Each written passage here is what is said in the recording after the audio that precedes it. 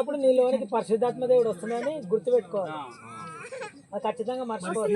ఇచ్చిన సాక్ష్యాన్ని బట్టి మరి పంచభూతాల ఎదుట, మరి సంఘం ఎదుట, మరి దేవుని ఎదుట మరి యొక్క కీర్తనకు బాప్తిసం ఇస్తున్నాను.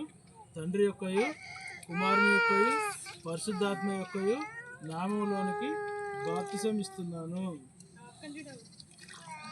మానవుడా కారణ జన్ముడా నీ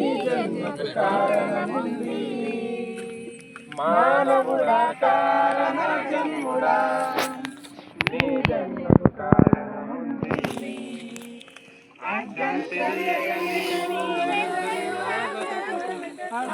తెలియక నీవు వ్యర్థంగా బ్రతుకుతూ పరమార్థమున్నదని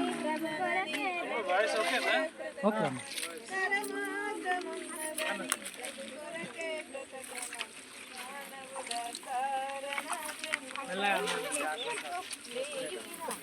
ఒక్క నిమిషం.